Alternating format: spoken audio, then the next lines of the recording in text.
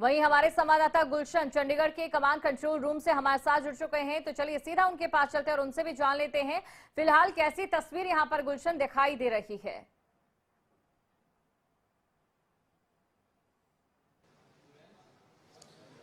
देखिए दीपशिका, बिल्कुल आज सीईटी का एग्जाम है, यानी कॉमन एलिजिबिलिटी टेस्ट, जो कि हरियाणा प्रदेश में पहली बार होने जा रहा है। और इसके लिए पंचकुला में एक यहाँ पर कंट्रोल सेंटर यहाँ पर बनाया गया। आप देख सकते हैं कमांड कंट्रोल सेंटर, जिसकी पूरी निगरानी इस सेंटर से जो है होगी। मैं आपको अंदर की तस्वीरें भी दिखाना चाहूंगा। आप देख सकते हैं यहाँ पर तमाम जो सीसीटीवी कैमरे हैं वो यहाँ पर लगाए गए हैं, और सीसीटीवी कैमरे के माध्यम से जितने भी सेंटर पूरे हरियाणा में बनाए गए हैं उन सब की तस्वीर इसी कंट्रोल रूम पर जो है देखने को यहाँ पर मिलेगी।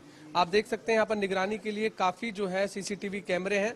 और यहाँ पर जो हरियाणा कर्मचारी चयन आयोग के सेक्रेटरी हैं विराट जी, हम उनसे भी बातचीत करने की कोशिश करते हैं, क्योंकि उनसे जानते हैं कि आखिरकार जो ये कंट्रोल रूम बनाया गया है और यहाँ पर किस तरह की जो तस्वीरें हैं वो यहाँ पर नजर आएंगी सेंटर की, और कोई भी अगर वहाँ पर दिक्कत होती है तो उसका सॉल्यूशन जो है वो कैसे किया जाएगा।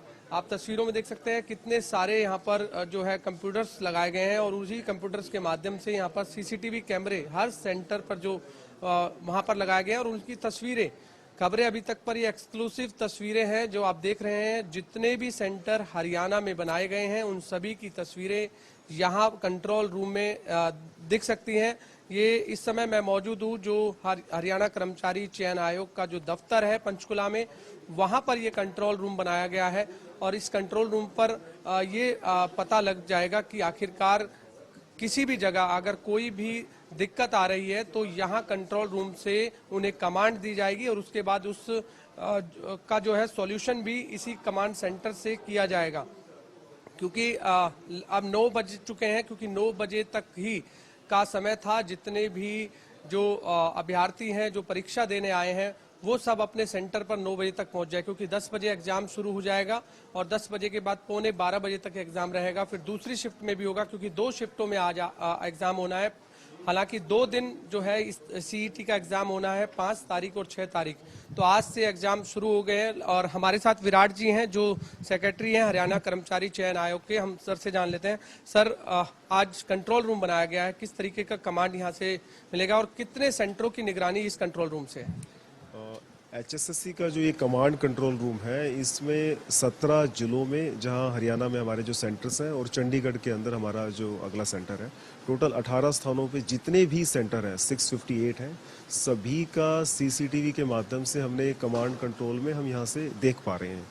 और इसमें प्रत्येक जिले में उस सेंटर के अंदर, जैसे ये समय जो है फ्रिस्किंग का चल रहा है, ये फ्रिस्किंग में जब क्लोजिंग टाइम होगा 9:30 तब तक ये चलता रहेगा। गेट्स जब तक बंद नहीं होंगे, फिर अंदर गेट के बंद रख के जो कुछ लोग रह जाएंगे उनकी फ्रिस्किंग वगैरह करेंगे ये। तो यहाँ के माध्यम से हमारा डायरेक्टली विजुअल जो है हमारा वो कनेक्शन उनसे जुड़ा हुआ है। वहाँ पे जो हमारे एडमिनिस्ट्रेशन के लोग नियुक्त हैं और बाकी सब लोग हैं, उनके माध्यम से हम फ़ोन के माध्यम से एनटीए से कोऑर्डिनेट करके उनके अगर कुछ इश्यूज आते हैं उनको यहाँ पर सीधा डील कर रहे हैं। इसके अलावा एनटीए की जो टीम है वो दिल्ली के अंदर उनका जो हेडक्वार्टर पे उनका जो कंट्रोल रूम है वो साइमल्टेनियसली काम कर रहा है। वहाँ पर जो उनकी टीम्स हैं वो लगातार किसी के कोई इश्यूज आते हैं या कोई किसी प्रकार का मिसमैच आता है डाटा के अंदर, स्टूडेंट को अंदर एंटर होने में दिक्कत आती है, क्योंकि परीक्षा लेने से पहले उसका वेरिफिकेशन फ्रिस्किंग तो इन एनी केस करना ही पड़ेगा, चाहे डाटा में मिसमैच हो या ना हो।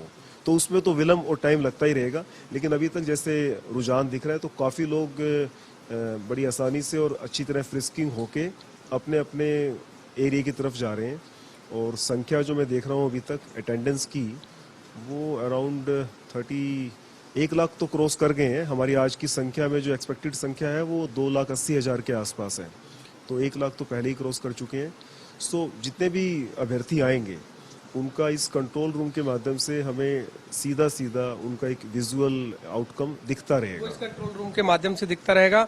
अब जो भी प्रतिभागी यहाँ पर एग्जाम दे रहे हैं, जिस सेंटर पर एग्जाम आया है, जिस रूम में एग्जाम आया है, क्या रूम की तस्वीर भी आप यहाँ से देख पाएंगे? वो नकल तो नहीं कर रहा, कोई वहाँ पर दिक्कत तो नहीं हो रही है? निश्चित रूप से इसमें अगर हम ब्रॉडली देखेंगे तो वो पूरा जिला का जो एरिया है आउटर, उसके बाद फिर आपका सेंटर का पूरा ब्रॉडली आउटर एरिया, और उसके बाद उस केंद्र के अंदर जो परीक्षा का जो क्लासरूम है उसके बारे में, और जो उनके इम्पोर्टेंट जो ऑफिसेज हैं स्कूल के अंदर के, उन सभी के अंदर हम माइन्यूटली चेक कर सकते हैं। उस अभ्यर्थी के पास तक हमारा कैमरा जा सकता है। सर अभी तक कोई दिक्कत आई है? क्योंकि कल से हम देख रहे हैं कि लगातार अभ्यर्थी बस स्टैंड पर जो बस की टिकट लेने के लिए, एक तरीके से काउंटर पर उन्हें लगा कि वो टिकट लेने के लिए आए हुए हैं, लेकिन हमने जब चेयरमैन साहब से बात की, ये साफ हो गया था कि कोई भी अपना एडमिट कार्ड दिखाएगा वो फ्री बस यात्रा कर सकता है। उसके बावजूद कोई दिक्कत सर किसी तरह की आज सुबह से, क्योंकि आप लगातार बने हुए हैं? हाँ, एडमिट कार्ड दिखा के कोई हो सकता है, आप सही कह रहे हैं।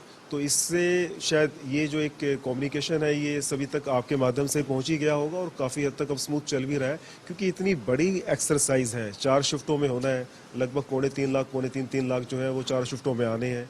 तो उनको मैनेज करना और प्रत्येक जिले के अंदर उसके लिए ट्रांसपोर्ट की व्यवस्था करना, वो अपने आप में एक हरकुलियन टास्क है। लेकिन उसके बावजूद भी अभी उसको तो काफ़ी हद तक वो उन्होंने, क्योंकि ये कम्युनिकेट ही हो चुका है कि एडमिट कार्ड लेके जाएंगे, तो बहुत बढ़िया चल रहा है वो।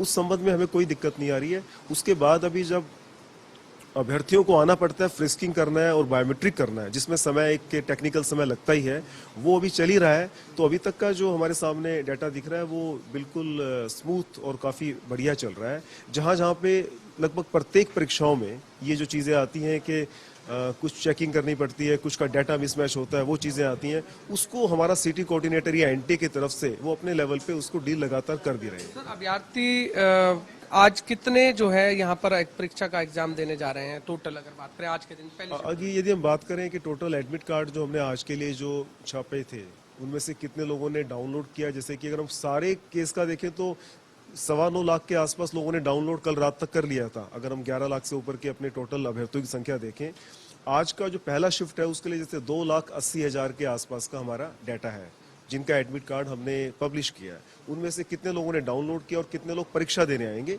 वो करेक्ट फिगर मिलेगी जब आपका एग्जाम के लिए सब आ चुके होंगे। सर कितने बजे तक का समय है कि सेंटर पर पहुंचने का? अभी भी क्योंकि लोग 8 बजे प्रारंभ होता है, सेंटर पे आना, गेट खुलना, उनका फ्रिस्किंग होना, सारी प्रक्रियाएं शुरू हो जाती हैं। फ्रिस्किंग टीम कुछ उससे पहले ही पहुंचने लगती हैं। 9:30 बजे क्लोजिंग गेट होता है, तो जब 9:30 बज जाते हैं तो गेट क्लोज हो जाता है, लेकिन गेट के क्लोज होने के बाद उस समय जो भी बाहर लाइन लगी है उसको अंदर हम प्रवेश करा देते हैं और गेट को क्लोज कर देते हैं। प्रवेश कराने के बाद वो फ्रिस्किंग चालू रहती है, सो दैट वो परीक्षा 10 बजे शुरू होगी तो बाकी लोगों को नुकसान ना हो, तो अंदर गेट बंद करके फ्रिस्किंग चलती रहती है। तो 9:30 इज द क्लोजिंग टाइम। परीक्षा सेंटर के बाद सर किस तरीके की व्यवस्थाएं की गई हैं? क्या धारा 144 उधर लागू की गई है? बिल्कुल, जैसे कि प्रत्येक परीक्षा में होता है कि केंद्र के आसपास के 500 मीटर के दायरे में धारा 144 एडमिनिस्ट्रेशन की तरफ से बड़े सख्त पुख्ता इंतजामात, जहाँ पे भी कोई ऐसा लगे किसी को कोई किसी प्रकार की सुविधा नहीं है, असुविधा है, तो उसके लिए हेल्प डेस्क वगैरह, और जो ड्यूटी मजिस्ट्रेट और बाकी लोग जो हैं एनटी के माध्यम से उनसे कोऑर्डिनेट करके प्रत्येक सेंटर पे पूरा काम कर रहे हैं। सर मेरा लास्ट सवाल है कि पहली बार परीक्षा हो रही है ये हरियाणा में, किस तरीके की आपको मेहनत इसमें करनी पड़ी? क्योंकि पहले भी हालांकि एग्जाम होते रहे, लेकिन सीईटी परीक्षा लोगों के लिए जो भी इसका एग्जाम देना चाहते थे उन्हें ये था कि आखिरकार इस एग्जाम को देने के बाद उनके पास किस तरह के विकल्प खुले हुए हैं।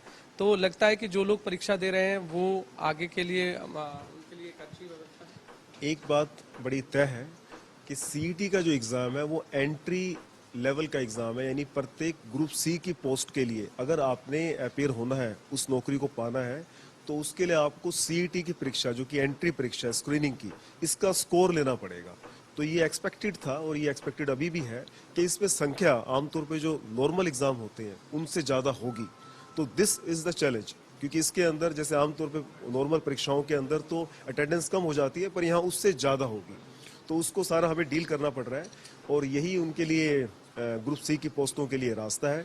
सो अभी तक जिस प्रकार से हम कर रहे हैं सारा कुछ, और एसएससी के जितने भी लोग और हमारा पुराना अनुभव है काम करने का, तो हमें काम में कोई दिक्कत नहीं आ रही, क्योंकि पुराना अनुभव है इस प्रकार की परीक्षाओं को करने का, इससे ज्यादा संख्या को भी करने का। बहुत बहुत धन्यवाद दीपशिका। आपने हरियाणा कर्मचारी चयन आयोग के सेक्रेटरी हैं विराट जी, जिन्होंने पूरा विस्तार से बताया है इस कंट्रोल रूम के बारे में। एक बार फिर मैं यहाँ खबरें अभी तक के दर्शकों को वो तस्वीर दिखा दूं जो कि पंचकुला में कंट्रोल रूम बनाया गया है। और रजनी भी हमारे साथ बनी हुई है। रजनी आप बने रहिए, गुलशन आप भी बने रहिए, आगे भी आपसे हम जानकारी लेंगे। लेकिन फिलहाल यहाँ पर जिस तरीके से आपको ये जानकारी दे दें, सीईटी की जो परीक्षाएं हैं वो शुरू हो चुकी हैं, और रुकते हैं यहाँ पर एक छोटे से ब्रेक के लिए, जानकारी आपको बाद में भी देंगे ब्रेक के बाद। हमारे साथ गुलशन जहां पंचकुला से और वहीं दूसरी तरफ यमुनानगर से रजनी हमारे साथ जुड़ी हैं और लगातार हम आपको सीएटी परीक्षा को लेकर जानकारी दे रहे हैं, अपडेट दे रहे हैं। तो चलिए सीधा चलते हैं दर्शकों को लेकर यमुनानगर, जहां से हमारी संवाददाता रजनी हमारे साथ बनी हुई है।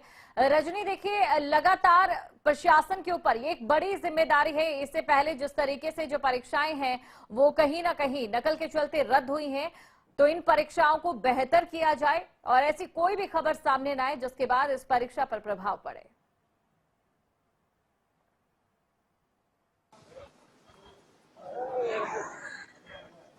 बिल्कुल दीपशिखा, जिस प्रकार से आपने कहा कि चुनौती भरा तो प्रशासन के लिए रहने ही वाला है। और यमुनानगर में एक बात और मैं जोड़ना चाहूंगी, जिस तरह से कपाल मोचन का मेला जोड़ के एक ऐतिहासिक मेला है वो कल से शुरू हो चुका है और ऐसे में जो पुलिस फोर्स है वो काफी संख्या में कपाल मोचन में लगाई जाती है।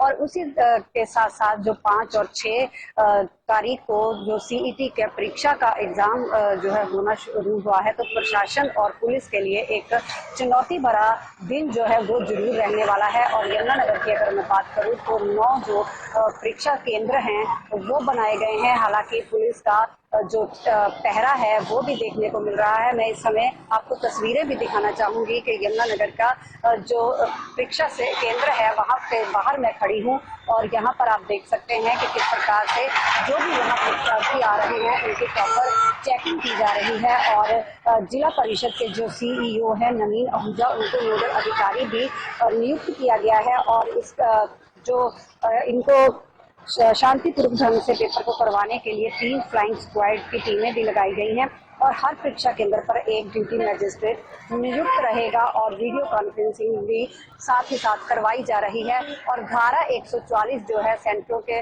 साथ लगाई गई है। बिल्कुल रजनी, तो धारा 144 यहाँ पर लगाई गई है। प्रशासन की भी चाक चौबंद सुरक्षा को लेकर व्यवस्थाएं देखी जा रही है। गुलशन हमारे साथ जुड़े हैं, अब गुलशन के पास भी हम चलते हैं, गुलशन से जान लेते हैं। गुलशन, देखिए जिस तरीके से उन्होंने बताया कि परीक्षा को लेकर कहीं ना कहीं एडमिट कार्ड दिखाकर जो छात्र हैं वो बस में फ्री यात्रा कर सकते हैं, लेकिन बहुत सारे छात्रों में असमंजस की स्थिति ये बनी हुई थी कि पहले इन छात्रों को बुकिंग करवानी होगी और बुकिंग के बाद ही इन्हें फ्री की सुविधाएं मिलेंगी। ऐसे में जो बुकिंग छात्र करवाते नजर आ रहे हैं, जो खबरें लगातार सामने आ रही है जहां पर कहीं ना कहीं धक्का मुक्की की भी खबरें हैं सबसे ज्यादा, उनको लेकर क्या कुछ फिलहाल जो चीजें हैं उन्हें अगर स्पष्ट किया जाए तो?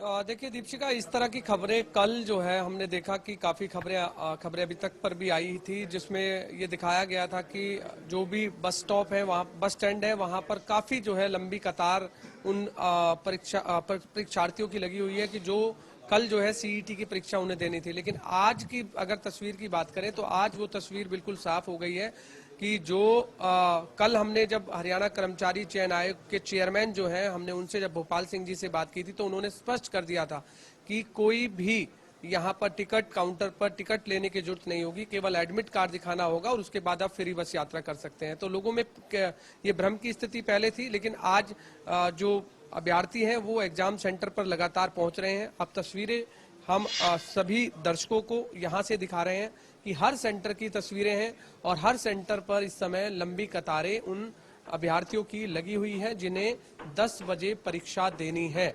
तो ऐसे में यहाँ पर पूरे 17 जिले हैं, 17 जिलों की तस्वीरें यहाँ पर सीसीटीवी कैमरे के माध्यम से इस कंट्रोल रूम में दिख सकती हैं। पुलिस की खासी अच्छी व्यवस्था यहाँ पर की गई है और जितने भी अभ्यर्थी यहाँ आ रहे हैं पहले अपनी स्क्रीनिंग करा रहे हैं। स्क्रीनिंग के बाद उनका जो है थंबिंग यहाँ पर लग रहा है और उसके बाद उन्हें इजाजत जो है अंदर परीक्षा केंद्र में मिल रही है। जैसा कि हमने खुद विराट जी से भी जाना था, जो सेक्रेटरी हैं हरियाणा कर्मचारी चयन आयोग के, उन्होंने भी हमें विस्तार पूर्वक ये जानकारी दी कि आखिरकार इसका मकसद क्या है, इसका कंट्रोल रूम का मकसद क्या है, क्यों यहाँ पर कंट्रोल रूम बनाया गया है। तो इस कंट्रोल रूम पर यह भी है कि जो एनरोलमेंट यहाँ पर स्टार्टेड है, जिसमें एग्जाम अटेंडेंस वाला भी आपको ऑप्शन दिख रहा होगा, इसमें यहाँ लिख रहा है कि 1,31,222। यहाँ पर सर जान लेते हैं, सर से ही जान लेते हैं। सर ये क्या कुछ है जो स्क्रीन हम दर्शकों को दिखा? देखिए, ये एक एग्जाम की अटेंडेंस का एक प्रारंभिक नंबर है, लेकिन ये नंबर भी अप्रोक्सीमेट है। यानी मैं अगर जब करेक्ट इसको रिकॉन्साइल करूंगा तो इससे संख्या ज्यादा मिलेगी, क्योंकि आप देख रहे हैं कि ये जो पूरा डायग्राम है ये पूरा अभी सिंक नहीं हो पाया। अगर आप सिंक स्टेटस को देखोगे वो अभी पूरा नहीं है, 84% के आसपास है, यानी कि वहां पे जो हमारे यंत्र हैं वो पूरी तरह सिंक नहीं हो पाए हैं। सिंक हो गए तो हमें अप्रोक्सीमेटली करेक्ट डाटा मिलेगा। तो ये जो एग्जाम अटेंडेंस का डाटा है ये पूरा नहीं है अभी, लेकिन इससे हमें इंडिकेशन मिल जाता है, इससे हमें इंडिकेशन मिल जाता है कि ये डाटा लगभग 1:31 हो गया है, हो सकता है 1:50 के आसपास हो। 9:30 9:40 के आसपास हम वहां पे, क्योंकि जैमर्स लगे हैं तो हमें एकदम से कोई कांटेक्ट नहीं हो पाता उनसे स्कूल के अंदर, लेकिन हम अपने टीम के माध्यम से वहां एक अप्रोक्सीमेट फिगर देने की कोशिश करेंगे कि इतना अप्रोक्सीमेट अपीयरेंस हो चुकी है, जब तक कि कुछ घंटे बाद वो रियल टाइम करेक्ट जो हमारा रिकॉन्साइल होकर डाटा आएगा, ऑफिशियल डाटा। तो सर 17 जिलों में परीक्षा हो रही है, हम कैसे आप जानेंगे कि अगर हमें कहीं किसी जिले में चलना है तो हम सामने जितनी भी स्क्रीन लगी है आप हिसार लगाइए एक बार।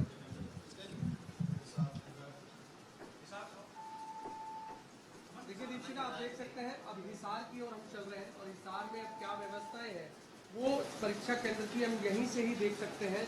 अगर कोई वहाँ पर दिक्कत नहीं है, कोई यहाँ पर लंबी कतारें जो है जो अभ्यर्थी परीक्षा देने आए हैं उनको कोई दिक्कत तो नहीं है, वो इसी कंट्रोल रूम के माध्यम से लगातार यहाँ पर जो है जैसे नीचे अभी लाइन लगी हुई है तो लोग अभी अंदर आना चाह रहे हैं। 9:30 के आसपास जब ये क्लोज हो जाएगा तो जो लोग अंदर है वो अंदर रह जाएंगे। अब उनका फ्रिस्किंग, उनका चेक करने वाला सारा जो व्यवस्था है वो चल रही है। तो ये हिसार की व्यवस्था है। अगर हम सीधा यहाँ से जाएंगे, एक बार आप गुड़गांव लगाइए।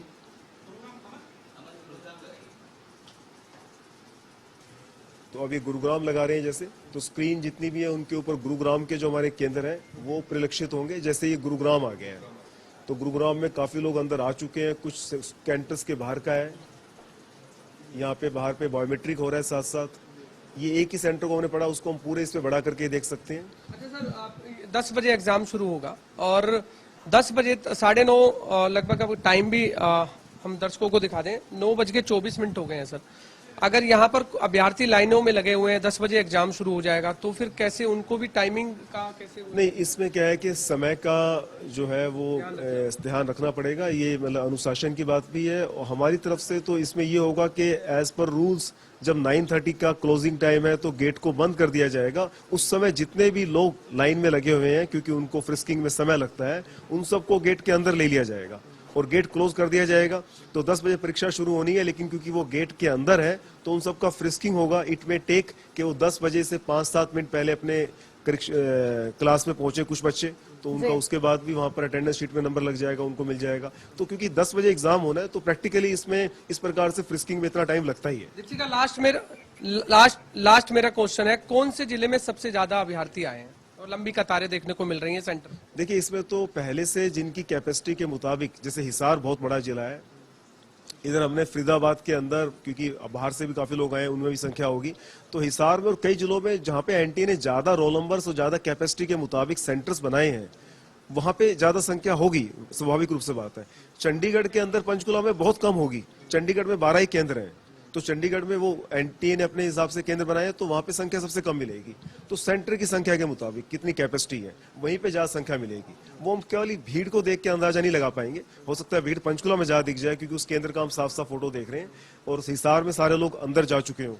तो वो कुछ बड़े बड़े जिले हैं, हिसार है, फरीदाबाद है, इवन सिरसा में है, गुड़गांव के अंदर भी काफी सेंटर्स हैं, तो वो इवन पानीपत के अंदर भी हैं, तो वहां पे काफी संख्या मिली। धन्यवाद सर। दीपिका, बिल्कुल आपने विस्तार पूर्वक पूरा सुना कंट्रोल रूम के बारे में, क्या कुछ यहाँ पर निगरानी के लिए सीसीटीवी कैमरे की मदद से हर परीक्षा केंद्र की जो अपडेट है वो इस कंट्रोल रूम के माध्यम से यहाँ पर जो सेक्रेटरी साहब है विराट जी वो ले रहे हैं जी। बिल्कुल, तो ऐसे में पैनी नजर कहीं ना कहीं रखी जा रही है। बहुत बहुत शुक्रिया गुलशन आपका और रजनी आपका भी हमारे साथ जुड़ने के लिए।